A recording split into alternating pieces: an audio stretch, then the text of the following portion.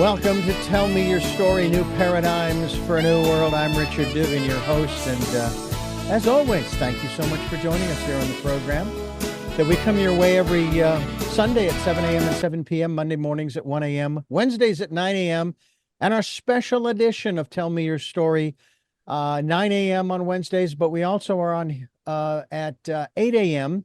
Monday through Friday. You get 9 chances to listen, 9 opportunities, I should say, with 9 different guests, and we try to keep it that way without repeating anybody during the week. But of course, we podcast these programs on SoundCloud, iTunes, TuneIn Radio, Spotify, Stitcher, Player FM, so many other locations on the internet, as well as YouTube, where you can watch these conversations, and hope you'll subscribe and also click on the notification so that when I do post a new conversation, you will be notified and you'll be able to tune in. We hope that you'll do that.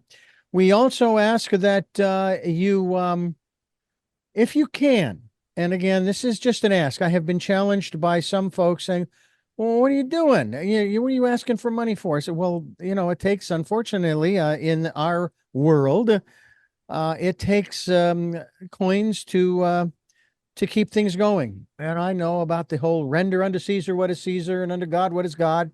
Well, I'm doing the best I can on that one. And so I hope that if you can support us financially, we have a PayPal account. It is there for your security as well as ours. And you can put in my email address, richard@richarddugan.com, when they ask for it. And we gratefully appreciate all support, including energetic support. We also ask that you take time during the Decade of Perfect Vision, and spend some time going within and listening to that still small voice. Our guest today is going to be talking with us about a very interesting subject that I think you're going to find fascinating. At least I know I am, because it's a subject that I have followed, especially with my wife, but even more so in regards to just the way in which we have a more, I say, metaphysical and spiritual hierarchy. I hope that, we'll get explanations from that. All right, my guest today is going to be sharing with us about her latest book. It's called Goddess, and her name is Anodea Judith, and I want to welcome you to our program today. Thank you for being with us. Thank you for having me, Richard. Delighted to speak today.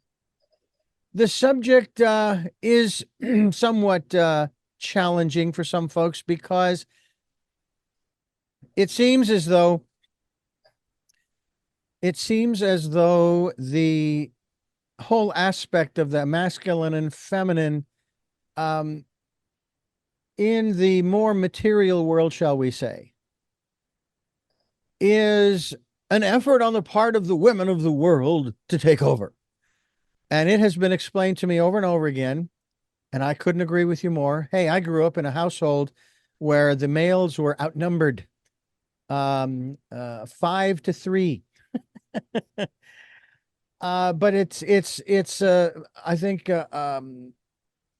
the thought is that, they want to take over, and I've learned that no, that isn't it. It's sort of along the lines, but not quite this, and help me along there here if you can, of the Equal Rights Amendment, if you will, that women and the feminine energy in particular just want equal, equitable opportunity. At the same time, I say that, I also recognize too that actually women have always, and this is no reflection on my sisters or my mother, they were very, shall we say, loving and supportive in their feminine majority, shall we say. But it's one of those things where this was something that I remember from biology, that when we come into this world, and I'm talking about, and I don't know how long it lasts, but from the moment of conception, every single human being is female.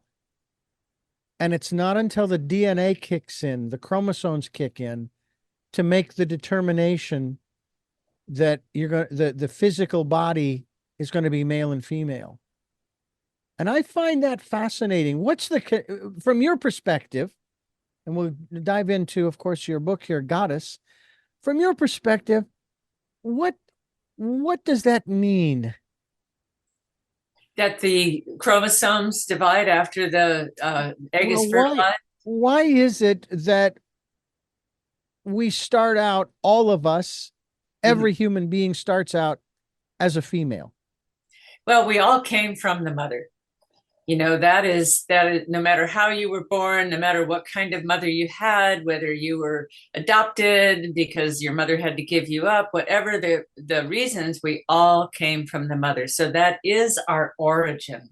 And if we look back at humanity's history and we go back to the prehistoric times, and history really is his story, that was the onset of writing coincided with the onset of patriarchy. But if we look back before that, everyone worshipped a goddess. She was the earth. She was the mother. She was nature. She was everything.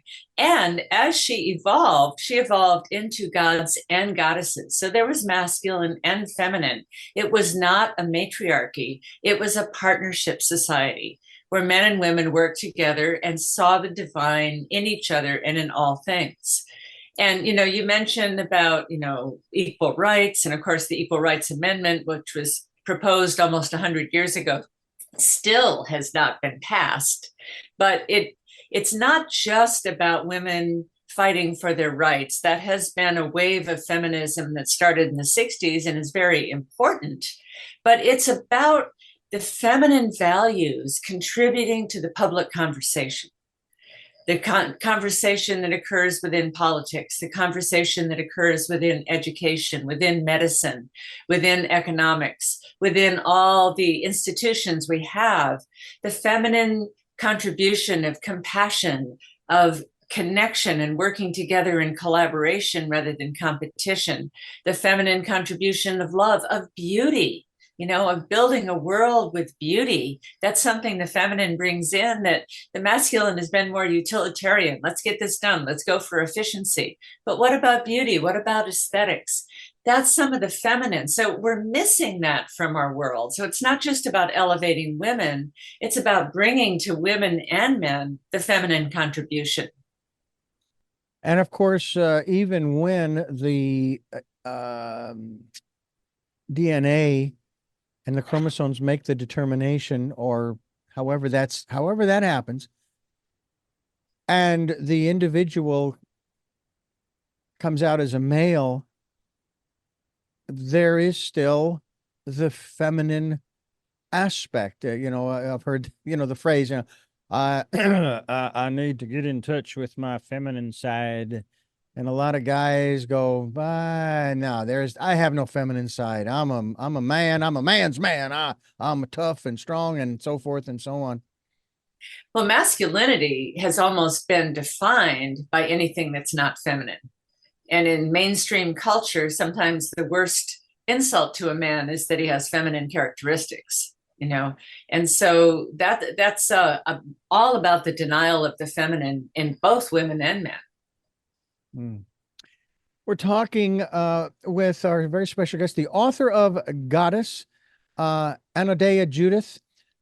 Where does the name Anodea come from? What does it mean? Well, it actually means one who serves the goddess. And I have a story that I was on my way to a wedding 50 some odd years ago. And the woman's name was Lori Bland. And I was wondering whether she was going to change her name. If I had a last name like Bland, I would change it. And I was thinking about this whole process of how women change their name to their husbands. And so our last names reflect the patriarchal line of the family, not the mother line.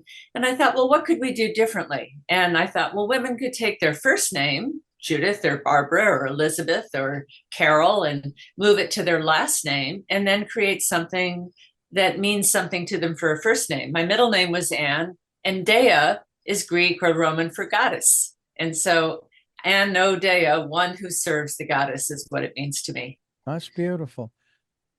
I also find it interesting, and I'm in that crowd strangely enough, that has basically kind of had it up to here with a lot of the stereotypes. Mhm. When it comes to relationships, the games that are played in relationships on both parts. It's not, being anything other than observing that it just seems as though enough already.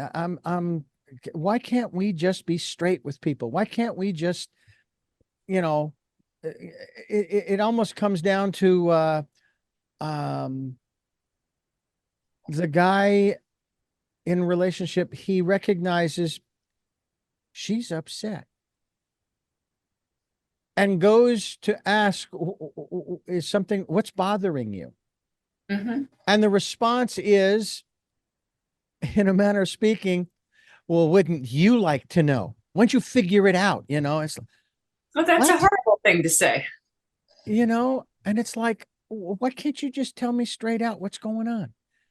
And the stereotypical social or social, I guess you might call them norms. There's a line in a country song that I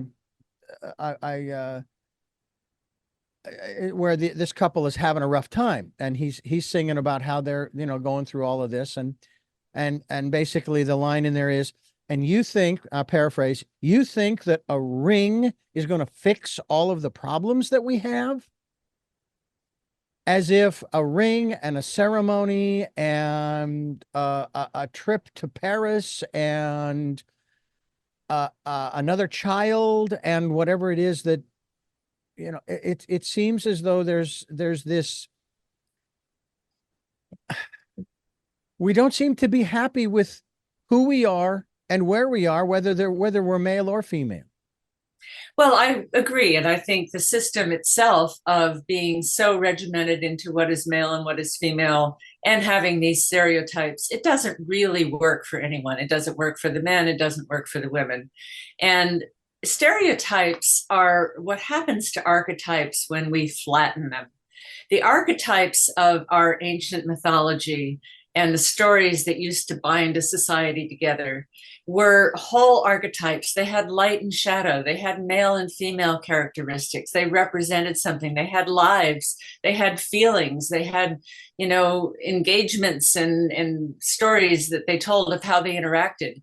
But when we reduce it to a stereotype, whether that's the man in the gray flannel suit carrying a briefcase to work, or the woman on the billboard in the black sexy dress, those are stereotypes. They have no dimension. They're flat. And one thing that the goddess religion brought was a deep, a richness of mythology and archetypes that have more dimension and allow us to relate to them from a more whole place. And I think what you're talking about in relationship, this is what we want to grow out of. We want to grow into more mature relationships where the men are treated like God and the women are treated like a goddess. And then we're working with the whole deck, and we can actually interact and create a new world and give birth to something. Mm. I would have to say that I watched my sisters and my mother to a lesser degree as they transformed, as they grew. And you talk about this in your book, and I'm familiar with these phases, and even have a great deal of, shall we say, a great deal of respect, of reverence, if you will, for the fourth phase, often referred to as the old Crone. But there's Maiden, Mother, Queen, and Crone. And my mother today, a matter of fact, this year, 2024, will be 90 in September. My father passed away last year at the age of 91. And first of all, what would be the equivalent on the male side of the crone? The elder. Elder. It's Okay. a youth, father, and elder.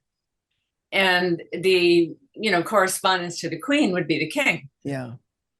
I have to say that as I have watched both of my parents grow, it's been fascinating from my experience of them to have changed. For the longest time, of course, they were parents, mother and father, taking care and so forth. But as I entered into my first and then second marriage, which, by the way, is my last, I have no intention ever. I'm going to do everything I can. I said this following the divorce, that I would do everything I could to make the second one work, because going through what I went through was just too much. And mine was nothing but comparison to what a lot of other people go through. But one of the things that I experienced with my parents was that they transformed from parents to very, very good friends. Mm-hmm. We would go over to their house on a Sunday afternoon, for example, maybe have lunch, and then sit around in the living room and talking about these kinds of things like what you and I are talking about. And it was so cool. My father was more reserved. He was more private with his spirituality and so forth, but he was still chiming in with his observations as well. And I have to wonder sometimes, when a parent passes, as my father did, I'm able to say that there was nothing left unsaid, mm-hmm. which is very rare for a lot of folks. The night before his passing, we were on the phone with him, video phone. I wish I'd recorded it now, but he told me how proud he was of both my wife and I, and that he loved us and so forth, and we reciprocated in kind. And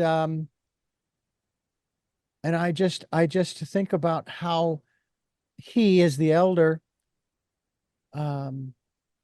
as I look back now, shared so much. And my mother's the same way. I mean, she's still with us, of course. When you start looking at these archetypes, and I've heard it said that mythology is only, I'm just going to use a figure, it's only half make-believe, so to speak. It's only half fiction. There is truth in there. Mm-hmm. Talk to us about the truth, if you will, the reality of the goddess in our world, civilizations, and society. Well, the goddess represents the phenomenal world. And we have to say, this is a phenomenal world that we live in. It is phenomenal in every aspect. And she represents the spring coming out right now in the Northern Hemisphere. I'm looking outside my window at the leaves just in little buds about ready to burst. She's that life force. And in the mythology, there are stories about how she was treated and what was the result.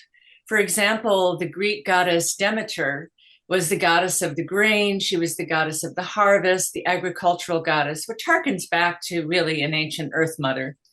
And when her daughter, Crone, who was the spring maiden, was abducted into the underworld, well, what do you know? The crops failed, the animals were sickly, people started starving.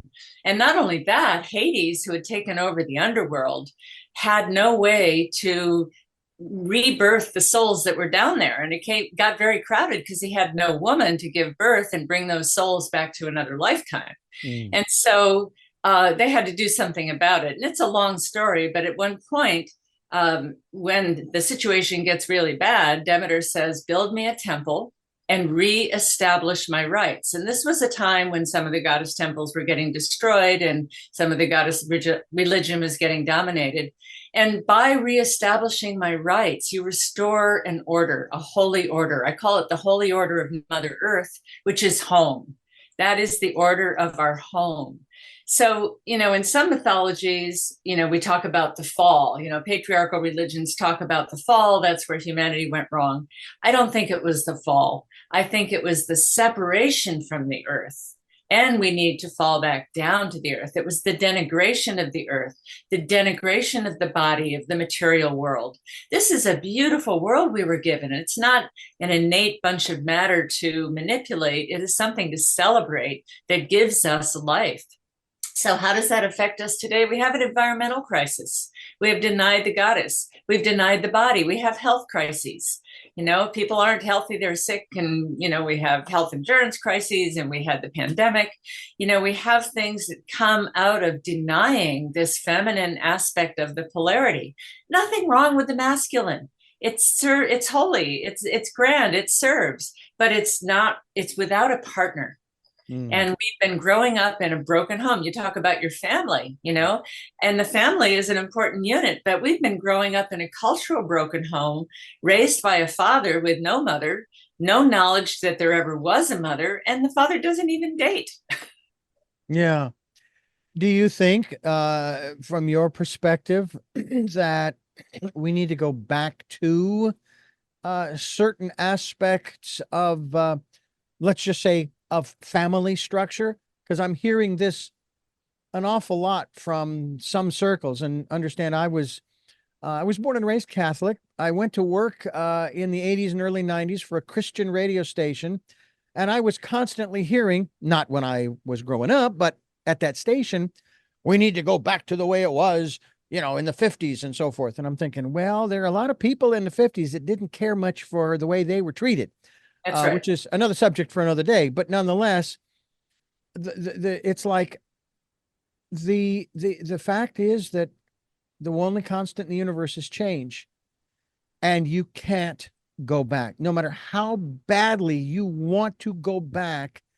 And the other, I'm going to call it a dichotomy from that particular mindset, is that there's also the belief in all of the various, we'll call them prophecies, okay, about the way things are supposed to go, the God's plan, by the way, God being male in this instance. And they talk about on their various programs, even to this day, but even back then, about how our society is going to hell in a handbasket.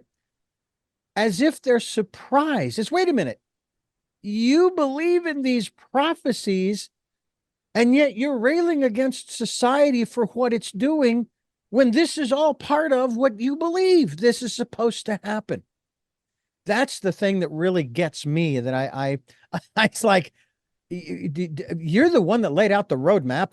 I don't necessarily believe in those prophecies. I think that this is sort of the, whether it's for better or worse, this is just the evolutionary process that the human being living a spiritual being living a human experience.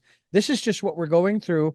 Hopefully the majority of us will learn, as they say, learning from history. If you don't, you're doomed to repeat it.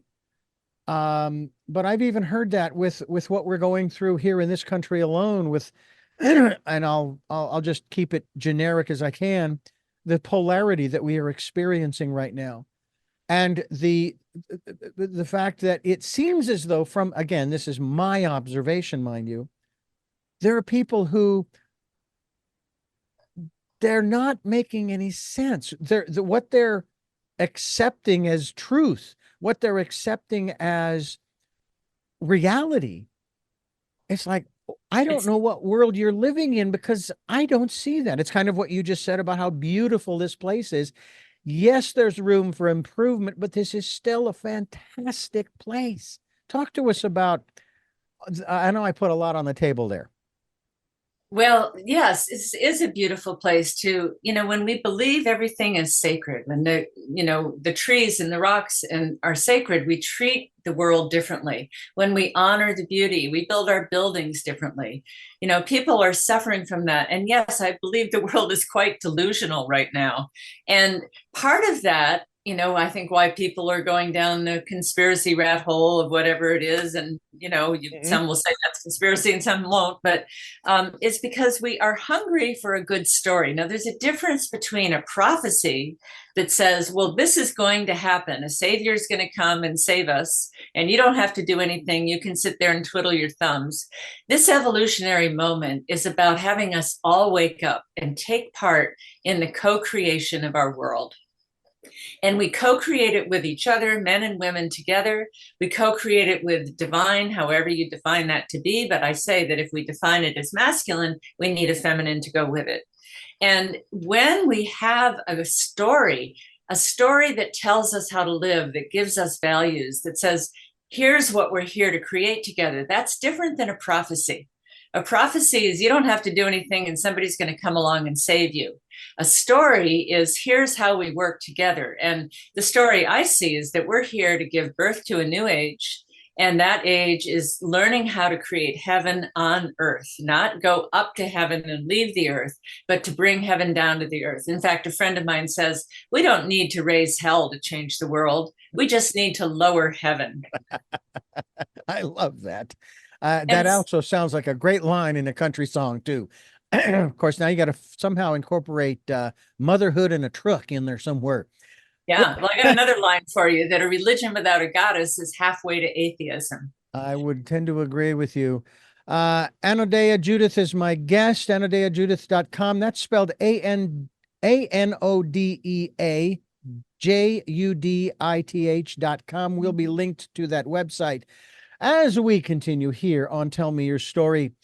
I'm Richard Dugan, your host, and this to me it's a fascinating subject. I hope that you folks are enjoying it. I will also tell you, Anodea, that some years ago, and actually, I think it was about 10 years ago, actually, in 2014, I met a gentleman by the name of Will Lynn, and he was studying for his doctorate in mythology.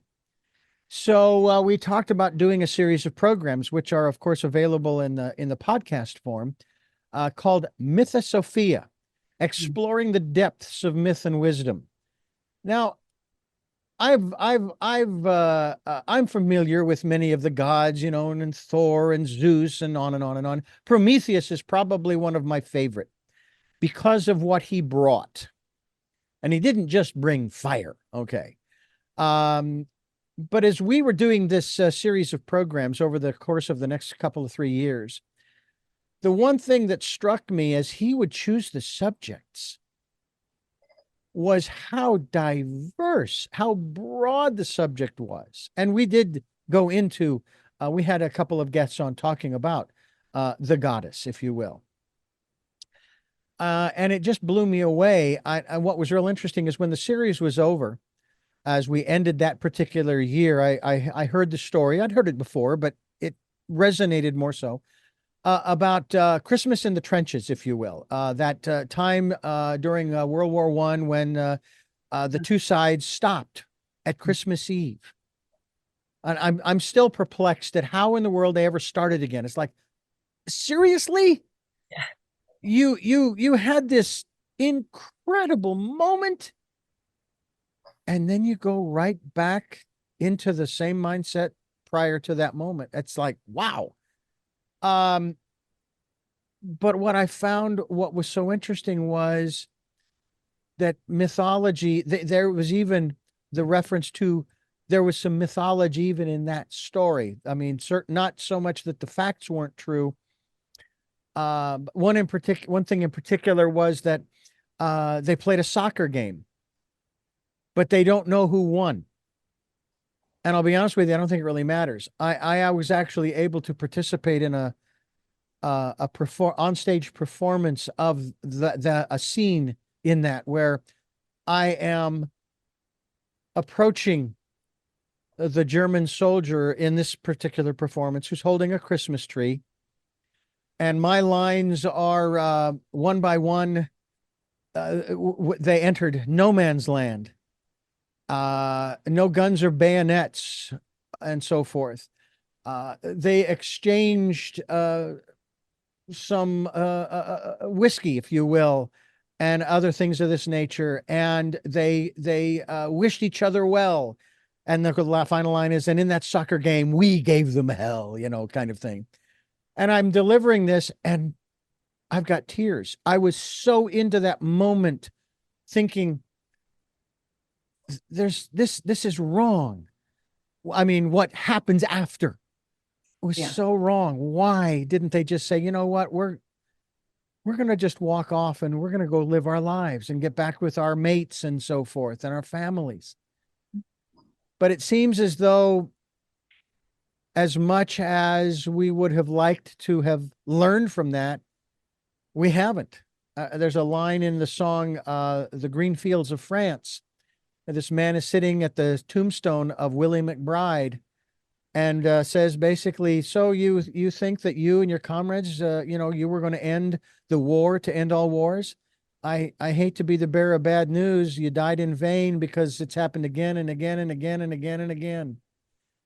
But it's these kinds of stories that take on almost bigger than life. And Well, we have to go back in history and look at where that began. okay. In the early civilizations that were spreading and population was growing, and as they ran into the boundaries of water and food, or a mountain was there, or there was the sea, or there was the desert, they started fighting over resources. And you can imagine that when that fighting started, that the men would pick up their clubs or their, they didn't have swords yet when this began, but, their weapons of whatever. They would tell the women who probably were pregnant or had young babies at the breast to go hide and be safe. And the men would pick up and become the warriors to protect their tribe. That's kind of a natural assumption. And in that, a tribe only had to get, beat up once to say, well, next time these fellows are coming, we're going to be ready. We're going to train our brothers and sons. We're going to create more weapons. And thus the world starts to become militarized. And as that expanded and men were taken away from their homesteads, away from their wives and children for months at a time to, battle with primitive medicines if they got hurt, they didn't have the medicines we have today, to uncertain food, traveling, real hardship. They couldn't even afford to long for their women because that would be a danger to the mission. So there was more separation between men and women. And to keep men under this illusion that this war is a good thing and that it's a noble thing, they had to masculinize violence. And that's been fed to men, to their pain, to their suffering, to millions of men being killed as soldiers. That, sometimes the most masculine moment for a young boy is getting a gun from his father for Christmas and going out hunting together. And that's the male bonding. And, the movies over and over again, even today, show the men as masculine because they're holding a gun. So violence has become masculinized. It's not men's fault. I don't think men are naturally more violent than women. I think it's been fed to them. It's been conditioned to them by the culture. And what we know is that when women are part of the peace process, the peace lasts longer. It's more accepted by the people. She's more able to see both sides and get them to talk to each other. But women aren't allowed to be part of the peace process very often. There's only one woman in the history of the world that has signed an international peace treaty, and only 9 women out of some 85 or something that have gotten the Nobel Peace Prize. So women are typically, because, this is a war, this is a masculine thing, women don't have anything to offer. Well, yes, they do. And they represent peace. There's an old story from the Greeks during the Trojan War, where the women of both sides were quite sick of the war and losing their sons and husbands. And they got together and said, what can we do about this? And they decided to have a sexual strike, and that they made a pact on both sides that none of the women were going to have sex with their men until they put down their weapons and came back home. And of course, it's just a play by Aristophanes, but, it demonstrates that women are wanting peace. They raise the children. They don't want to lose their sons to war. So if we want peace in this world, we need to let women be part of the political process. We need to let women be more influencing and be part of the peace process. Anodea, Judith, my guest here on the program. I find it interesting too, Anodea, that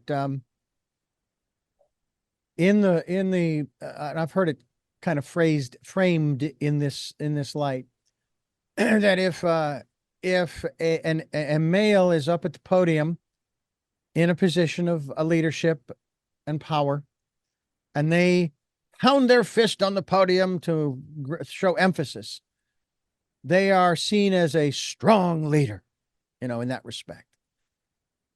if a woman gets up to that same podium in a position of leadership and power, and she does exactly the same thing, she's hysterical. That's right. And it's like, you have got to be kidding me. Seriously? What about how is this book, Goddess, your, shall we say, education in the goddess, which I'm curious about as well, but get to this question first. How are you able to use this, and have you been able to use this to where, I'm not going to say you have changed people's minds, but people have chosen to look much harder and closer at all of this that you're talking about, to where they say, you know what? And this is my term here. You just burned down another half a dozen of my straw huts of belief. And I have said this on many occasions. You know what? Burn them all down. I don't care. I'm here to learn. But tell us about how that process has worked in your experience over the years that you have been. Well,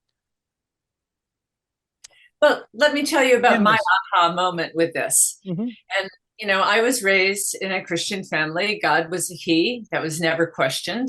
One time I asked my mother about it, and she said, "Oh, honey, that refers to everybody, and just accept it." And I didn't think too much about it. It didn't occur to me to question it until in ninth grade, we were studying ancient history, and I read Edith Hamilton's mythology. You talk about doing your mythology series. And I learned that once upon a time, there were gods, many gods and goddesses. And that was a revelation to me that the story we had been told was not the whole story. So I began my research way back then into ancient history, into what happened to the goddess, what was life like back then. And I'm not suggesting that we go back to an ancient culture and live that way any more than an adult can go back to the mother and breastfeed. We have been maturing, but it's picking up the thread from there, because that's our roots, and a plant cannot grow when its roots are cut off. And so we want to bring the roots back so that we can grow from there. So that was an aha moment for me, that once upon a time there were goddesses. And I looked at what happened, and I looked at the systematic suppression of the goddess religions, and the, knocking down the temples, to today there's nothing that isn't in ruins, to beheading the statues, to destroying the beautiful art of the classical period, destroying all the literature, killing the priestesses, burning women at the stake, until it was not even safe to utter the name of the goddess. And it was so wiped out from our culture that me, as a little girl, didn't even think to question it, why God was a he. And if God was male, then the male is God. And where does that leave women? And where does that leave the world? It leaves the world in an unbalanced state. And in fact, when I say a religion without a goddess is halfway to atheism, the word atheist was first used in the Roman Empire for the Christians, because they didn't believe in the gods. And they were atheists. A means against, so they were against God. Theism is that the divine is within everything. It's not some abstract, distant figure sitting on a throne. It's in the trees, it's in the animals, it's in the flowers, in the fields, in the crops, in you and me. And it's in everything. That's the theism. So atheists are against the divine. And it was first used for the Christians. I find that interesting too, because even the word Christian, though it was probably originally used by the Romans in their language, was a derogatory. It was as bad as the N-word is today, if you will. And yet they took it on. I find that fascinating as well. And I've also found too, because I've had atheists on this program, that they're some of the most spiritual people. They have a set of values and morals. I think every human being does, which raises the question. We're at 8.1 billion souls on this planet right now, roughly. Would you say that the majority of them who are not involved in a lot of these conflicts and skirmishes and so forth, and they just want to live their lives and provide for their families in whatever way they see fit and live in peace? Greg Braden once said that if we were to get, I think it was at the time, maybe 100,000 souls on the planet to shift their consciousness and start sort of putting that out into the ethers, if you will, we could change the world. And I'm sitting here thinking, 8.1 billion people, and there aren't 100,000 souls that aren't doing that. And at the same time, I kind of get the feeling, because I'm an optimist, I would take it you are too, but I get the feeling that they are doing that, that what we're seeing, because we're so connected these days with our screens and all of that, that it looks like the majority are just going completely bonkers, when in fact it's the minority of the population. Is that your observation as well?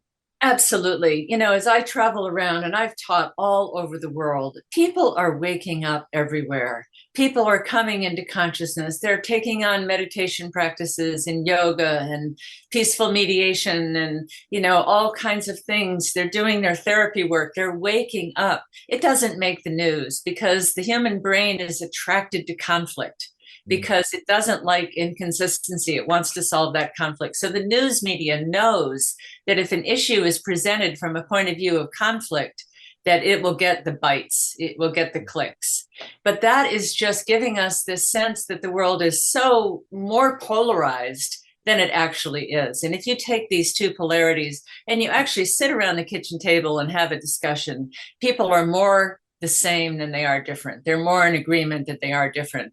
But we are sold into being these polarities in order to keep that engine of conflict going, because it makes money for people. And we have to realize that is the minority, as you say. The majority is waking up. It's just the minority has a louder voice. Yeah. My brother and I had a very... William Butler Yeats poem that said, at the time when things unfold, the worst are filled with a passionate intensity, while the best lack all conviction. So the best are the quiet ones, and the worst are, they're the loudest, but they are not the majority. Well, my brother and I had an interesting conversation following my sister's memorial 2 years ago, and we're on opposite sides of the political spectrum. Mm-hmm. But one of the commitments that I made to myself as that conversation began was, he isn't right or wrong, yet I'm not right or wrong. And he, regardless, or even because of where he is at, he's still my brother. And yet I have, and I know you have too, heard all of the stories of couples and families just being torn asunder because they choose their ideology over family, over community. Is Goddess, the book in particular, but the Goddess, here to sort of repair that damage, bring people together? Yes, absolutely. The Goddess really was the interconnection of everything, and brings us back into a kind of unity that we have lost. Because when the male separated from the female and the male got masculinized into violence, albeit for protection of their people, I mean, there's a noble cause to it that the men have rallied to. Let's give the men credit for that. But when they got separated, then there was conflict even between the male and the female. And as more resources were put into the military, everything having to do with the home was, diminished. And so people's, day-to-day lives, like you say, most people just want to raise their families, be free to live in peace, to develop as they will. They don't want to be part of this conflict. They don't want to be part of this fight. And so the Goddess was a connecting factor to communities. and people came together. And, let me say this, that, the goddess is not God in drag or Jehovah in a skirt. And she represents a different face of the divine. It's celebration. It's not being austere and rigid and dressing in black colors. It's color and music and dancing and joy and laughter. It's pleasure. It's sacred sexuality. It's many things that we have lost in this world that bring enjoyment. And when people are happy, they don't want to fight. I find it interesting too that I have been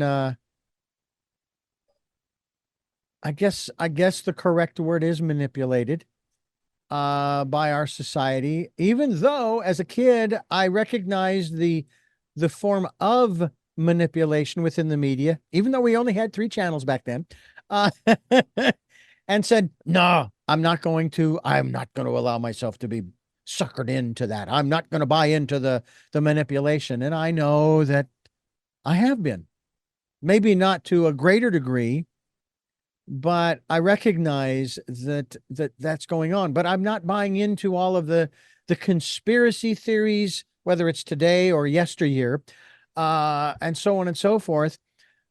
My heart goes out to those who think that by choosing to fight this quote unquote noble cause, it's kind of that line in that song, The Green Fields of France.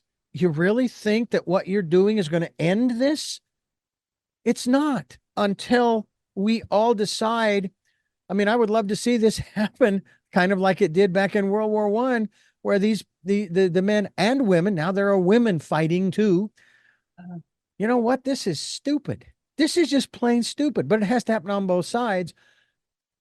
Or the masses, and I mean literally the 8.1 billion minus the ones who are calling the shots, finally say, they throw up their hands and say, enough is enough. We're done with this. We're not going to play this game anymore. And what really hurts me is, this is my observation, the loss of incredible potential. What could those individuals have contributed to the growth and advancement of our society? Exactly. I just, it's like, even if all they did was raise their families, it's like my father did not believe, I hope he did near the end, but my father shared that he didn't believe that he had really any real part in informing us as people. When his memorial could have been labeled, this would have been the title of the memorial, and we didn't choreograph this either. Dad, we are who we are because you were in our lives. But he did not feel that. He thought my mom was the one. And it's like, wow, how? Because I'm quoting my dad all the time. We're talking about Goddess, the book Goddess, and it's available, I'm sure, at Amazon and also through your website, which is AnodeaJudith.com, AnodeaJudith.com. And we certainly are glad that you are bringing this to light. I know that you're not the first one. One of the things that has always struck me as frustrating because of the lack of respect and appreciation and honor to the females on the planet, let alone the feminine, is that in spite of what history supposedly has shown us, I like the breakdown there, his story. Where's her story? The first person to recognize who the Messiah was following, and as you and I are conversing, we're we're in the Easter season, as it were, who recognized who the Messiah was following the resurrection was not Peter. It wasn't any of the males. They were all stumbling around going, when they came across him, basically, and I paraphrase, could you show us to the nearest pub? We need to drown our sorrows. She, on the other hand, knew exactly who he was. Matter of fact, she went out to touch his garment. I put it this way. The paint wasn't quite dry. She says, don't touch. The paint's not dry yet. But she knew exactly who he was. She should have been, if you will, the first pope. But obviously, back then, the female was not going to, secure that kind of a position. And I always found that really kind of strange that it's like, does nobody else see this? They left this in the writings, and does nobody else see this?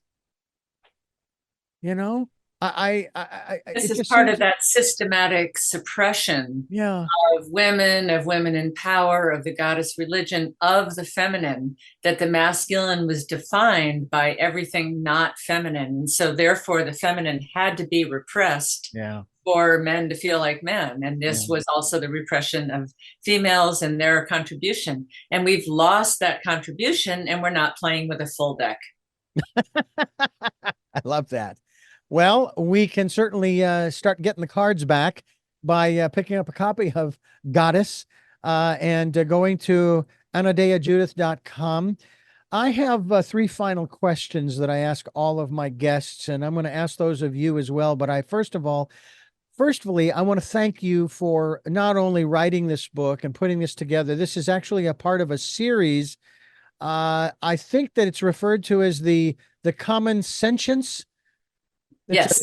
it's a mystical book series, and we're really happy through a particular publisher that I have been connected with other series, and this is to me it's fascinating, and I thank you for being a part of it and a part of this program.